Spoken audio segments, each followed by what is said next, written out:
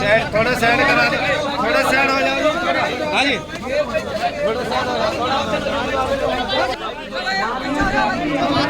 चलो चलो चलो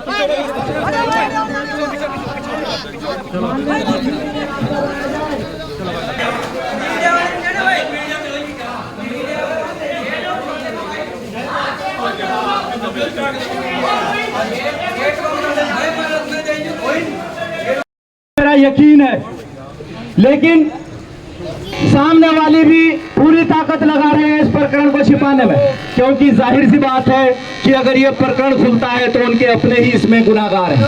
वो अच्छी तरीके से समझ रहे हैं इस नवैयत को, इसीलिए दिन के दिन 3 FIR कर दी गई ताकि प्रेशराइज किया जा सके। दिन के दिन मामला दबाने की कोशिश की गई, लेकिन आप यकीन जानिए कि आजाद समाज पार्टी और भीम आर्मी हमेशा से जुल्म के खिलाफ खड़ी रही है, मजलूम के साथ खड़ी रही है, और हर दौर में कितना भी मुश्किल दौर रहा हो, आजाद समाज पार्टी और भीम आर्मी ने लगातार यही कोशिश की है कि पीड़ितों को इंसाफ मिले, मजलूमों को इंसाफ मिले।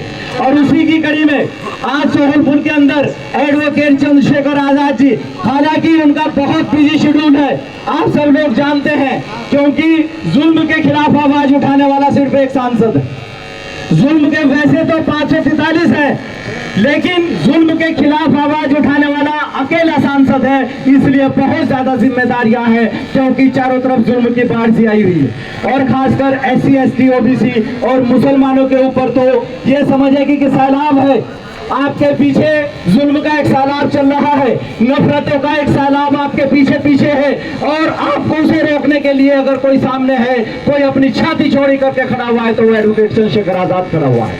और फिर उसी के जैसे दूसरे सिपाही जो जगह जगह पर मौजूद है, जैसे कि उत्तराखंड के अंदर प्रदेश अध्यक्ष महक सिंह जी है, प्रदेश अध्यक्ष अमरीश कपिल जी हैं, वसीम भाई है, और हमारे जिला अध्यक्ष महोदय जितने भी हैं, किरत करनवाल हो, चाहे वो मोहनदास हो, चाहे वो अर्जुन भाई हो, जितने भी हमारे पदाधिकारी हैं, सब के सब अपनी जान लड़ा देते हैं। क्या ये हमारे लिए एक शर्माए की बात नहीं है? क्या हमारी खुश नसीबी नहीं है कि मुसलमानों का साथ देने के लिए सबसे आगे अगर कोई चलता है तो वो SC समाज चलता। आज भी आपसे कहना चाहता हूं, मैंने विधायक जी से भी कहा, वो तो खुद से संघर्ष के लिए तैयार है कि जिस समय विधानसभा का सत्र चलेगा वो जोर शोर से इस मामले को उठाएं।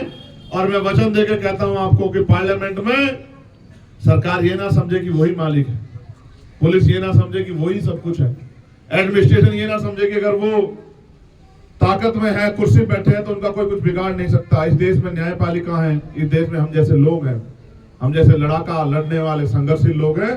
मैं वचन दे कहता हूं कि पार्लियामेंट में इस मामले को जोर शोर से उठाऊंगा, और जहां तक जाना पड़ेगा वसीम भाई को न्याय दिलाने के लिए और मैं ये भी कहना चाहता हूं, जो अधिकारी कमरे का कुंडा बंद करके बैठे हैं, फोन बंद करके बैठे हैं, उनको भी कहना चाहता है, LIU इंटेलिजेंस के लोग होंगे, हमारे पुलिस के सहयोगी साथी जो यहाँ सुरक्षा देख रहे हैं वो भी हैं, कि मैं अध्यक्ष जी से कहूंगा कि हरियाणा चुनाव की वोट 4 तारीख को 3 तारीख को पड़ रही है, आप 4 तारीख का आंदोलन रख लो, मुझे कोई काम नहीं है। मैं वहां भी ताकत इसलिए बनाना चाहता हूं क्योंकि वहां भी हमारे लोगों पे जुल्म हो रहा है। 3 तारीख को वोट पड़ेंगे, अध्यक्ष जी आप 4 तारीख का कार्यक्रम रख लो, और हम देश भर के लोग यहाँ जुटेंगे, जिला मुख्यालय पर आंदोलन होगा, अनिश्चितकालीन आंदोलन होगा, ऐसा आंदोलन होगा कि आंदोलन तो हरिद्वार में होगा और पता पूरी दुनिया के लोगों को रहेगा। मेरी बात को आप याद रखना, हरिद्वार हमारी शक्ति को जानता है नहीं जानता है? हम संविधान को मानने वाले लोग हैं, हम नहीं कहते किसी निर्दोष पे कार्रवाई करो। मेरी पुलिस से मांग है कि सबसे पहले, कई ऐसी घटनाएं हैं उत्तर प्रदेश में, कई ऐसी घटनाएं हुई हैं, उत्तराखंड में भी कई ऐसी घटनाएं हुई हैं, मध्य प्रदेश राजस्थान में भी जब पुलिस के लोगों द्वारा अपराध हुआ है। अपराधी को बचाने का मतलब है अपराध को संरक्षण देना। आज एक वसीम के साथ हुआ, अगर हम लोग चुप रहे, कल किसी और वसीम के साथ होगा, कल किसी और महक सिंह के साथ होगा, कल किसी और अमरीश के साथ होगा, कल किसी और उमेश के साथ होगा।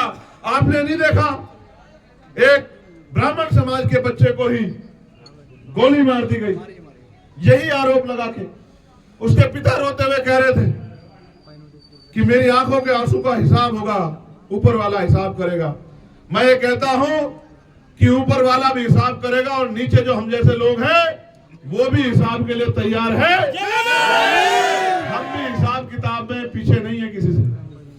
मैं आपको विश्वास दिलाता हूं, माननीय अध्यक्ष जी कहूंगा सारे काम छोड़ दो, अभी अभी से गांव-गांव जाना शुरू करो और 4 तारीख को हम लोग, उमेश भाई आप भी समय निकाल कर रखना, आप और हम सब लोग मिलके बताओ चलोगे नहीं चलोगे?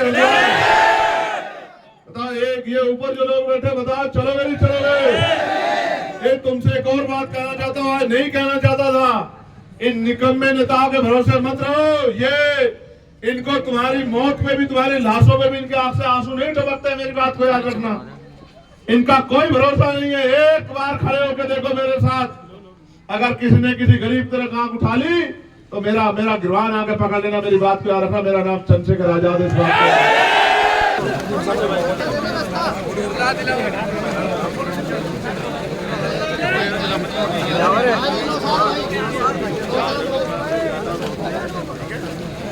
हमारे वर्तमान जिला पंचायत